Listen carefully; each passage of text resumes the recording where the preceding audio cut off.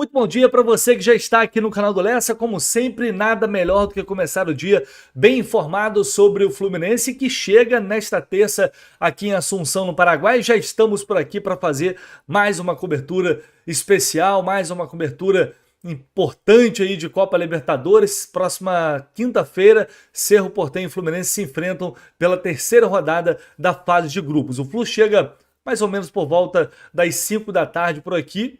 Horário do Brasil, né? Porque aqui a gente está uma hora atrás. Pouco depois das 5, a gente vai acompanhar, claro, trazer para vocês todos os detalhes da chegada do Fluminense aqui em Assunção. E amanhã tem o primeiro treino, primeiro e último, né? Primeiro e único, na verdade. Primeiro e único treino aqui no Paraguai, aqui em Assunção, antes dessa partida contra o Cerro. O Fluminense vai treinar à tarde lá no CT do Esportivo Luquenho. E claro, você vai acompanhar tudo por aqui no canal do Lessa, toda essa preparação, mais essa cobertura em loco, lado a lado com o time, lado a lado com os jogadores, para deixar você aqui mesmo, você que está muito distante aqui de Assunção, pertinho do Flusão, em mais um desafio pela Libertadores. E por falar em agenda, vamos atualizar aqui os próximos jogos do Fluminense, porque ontem a CBF confirmou finalmente, agora de forma oficial, temos datas e horários das partidas contra o Sampaio Corrêa pela Copa do Brasil e também o Atlético Mineiro. Então, confirmando a informação que eu trouxe para vocês aqui na semana passada, na sexta-feira, Sampaio Corrêa e Fluminense se enfrentam o primeiro jogo da terceira fase da Copa do Brasil. Na quarta-feira, feriado, em quarta-feira, dia 1º de maio, às 4 da tarde, tá? E o jogo da volta vai ser no dia 22 de maio, às 7 da noite, no Maracanã. Eu sei que tem gente que odeia esse horário, a galera quer sair do trabalho, quer ir para o estádio, mas é isso. Infelizmente vai ser às 7 da noite, dia 22 de maio, o jogo da volta contra o Sampaio Corrêa, beleza? Anotou aí? E Atlético Mineiro também, confirmando a informação que eu trouxe para vocês, também às 4 da tarde esse jogo no sábado. Então, uma semana de Fluminense no Espírito Santo. Quarta-feira, 1º de maio, às 4 da tarde contra o Sampaio. E no sábado, dia 4, também às 4 da tarde contra o Atlético Mineiro pelo Campeonato Brasileiro. Então, atualizando aqui, porque a sequência vai ser extremamente difícil. Depois do jogo contra o Cerro aqui, a gente vai ter o Corinthians, lá na Arena Corinthians. Estaremos lá, vamos sair daqui de Assunção direto para São Paulo. Sampaio Corrêa em Cariacica, no estádio Kleber Andrade, e também o Atlético Mineiro. Depois o Colo-Colo, mais uma rodada da Copa Libertadores, e aí o jogo em Santiago, no Chile. São Paulo no Morumbi. Olha só essa sequência. Aí fecha a sequência de jogos fora contra o São Paulo no Morumbi. Aí beleza, depois vai ter Cerro em casa, Juventude, Sampaio, Botafogo, que é Mandro Botafogo, mas é no Rio de Janeiro, Alianza Lima e Atlético Goianiense. Depois de uma longa sequência, né, de jogos fora de casa, jogos difíceis, que vão exigir muito no Fluminense, pelo menos na sequência o time vai ter aí uma boa sequência também dentro de casa, atuando no Rio de Janeiro. Uma longa sequência, né, porque tem o jogo contra o Cruzeiro fora, mas logo depois Flamengo e Vitória, jogos também no Rio de Janeiro. Muito bem, vamos falar sobre Gabriel Pires. Muita gente perguntando o que aconteceu com esse jogador que simplesmente não consegue sair do departamento médico. O que há de fato com o Gabriel Pires? Eu vou trazer para vocês aqui o que eu consegui apurar em relação a essa situação dele. A gente sabe que ele tem um problema no joelho, certo? Que foi informado pelo clube sem muitos detalhes. E aí o que eu consegui apurar é o seguinte, que não se trata de algo simples, porque ele vai, faz o tratamento, se recupera, quando volta, força um pouquinho, e aí as dores voltam novamente, ele tem que voltar algumas casinhas ali nesse processo de transição. E isso tem sido constante, isso tem acontecido constantemente, o que faz com que o Gabriel Pires não consiga se recuperar e de fato ficar à disposição da comissão técnica. Dá a sensação de que é algo crônico. Eu já ouvi essa palavra de pessoas de dentro do Fluminense, que é algo crônico, que ele tenta se recuperar, volta, começa a treinar, sente de novo.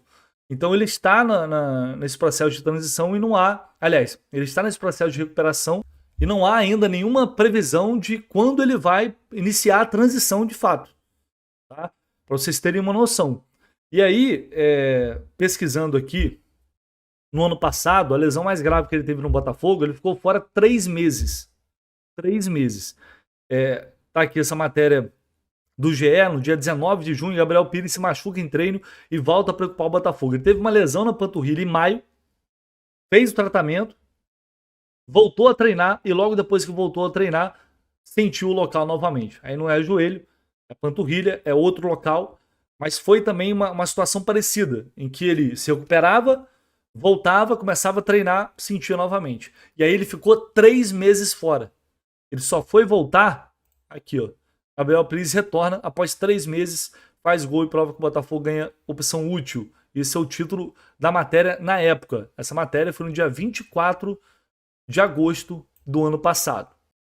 Mas essa não foi a única lesão do Botafogo, não. Ele teve outras. Teve uma no adutor, teve outras lesões musculares que também o afastaram de alguns jogos. É que essa foi a mais grave. Agora é esperar para ver a evolução dele, mas, repito, não é algo simples, é algo que vem, de fato, incomodando bastante. Ele não está conseguindo se recuperar e não tem previsão ainda de iniciar a transição para só depois pensar em novamente ficar à disposição do Fernando Diniz. Vou trazer um assunto aqui, galera, que não tem a ver com o Fluminense, mas tem a ver com o futebol brasileiro, que é algo que, né, se é algo muito relevante para o futebol brasileiro, evidentemente também que interessa ao Fluminense, que é o John Textor afirmando que há manipulação de resultados no futebol brasileiro. Uma acusação muito grave, a gente já falou muito sobre isso por aqui, em todos os lugares, há um debate muito grande, e ontem ele prestou depoimento na CPI, lá no Senado, que está investigando o caso. E aí o Textor apresentou provas, apresentou o relatório que ele recolheu ao longo desse período, reafirmou que há manipulação de resultados no futebol brasileiro, que há esquema, que o Palmeiras tem sido constantemente beneficiado pela arbitragem, principalmente o Palmeiras, enfim, tem uma série de coisas. Ele fala que o Botafogo foi roubado, aquilo tudo que a gente já viu aí, não vale, eu acho que não tem necessidade de ficar repetindo aqui com tantas notícias que já saíram nesses últimos tempos em relação a tudo que o Textor falou. O que a gente estava cobrando era que ele apresentasse provas, né? Provas que de fato pudessem corroborar, que pudessem... tudo começou no 4-3 do Palmeiras. Pode ter certeza, ele não esquece disso. Foi o que a Leila falou.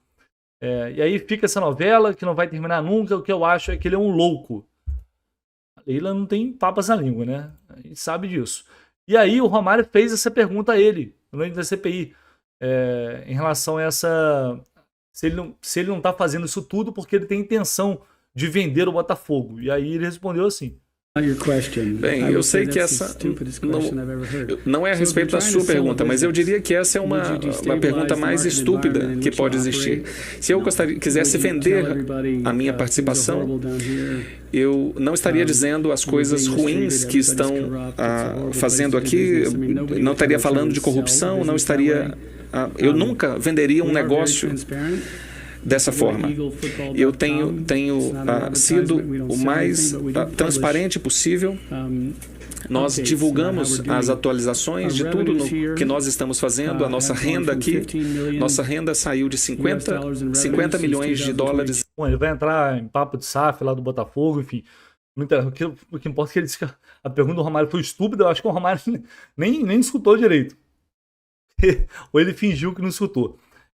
Enfim, cara, o Cajuru também, o Cajuru que é o presidente da CPI, ele mesmo, Cajuru, falou sobre a situação depois, né, depois do depoimento do Textor. Apoiou tudo, nós chegamos a uma conclusão por unanimidade, de que ao invés de falarmos em provas, temos que dizer que o que obtivemos são indícios indiscutíveis, com conteúdo, não foi um blá blá blá. Foi o tempo inteiro de quase 2 horas de demonstração, de imagens, de tudo dito, de tudo esclarecido, que nos leva a não dizer que esses indícios não poderão virar provas. Caberá a nós sabermos agora escolher os convidados, sem a necessidade de convocações, para que podemos dar sequência à investigação e tendo a certeza que esta CPI, diferente de outros setores, buscará, principalmente na Polícia Federal, a companhia para tudo o que vimos, para tudo o que tomamos conhecimento por exemplo, a questão do VAR, que eu fiquei aturdido, acho que dos demais senadores que aqui estão presentes também ficaram, e importante para concluir e não ser longo de minha parte, e os demais senadores estão à disposição de vocês. O senhor Joe Testor, ele não veio para falar apenas do Botafogo, como muitos esperavam.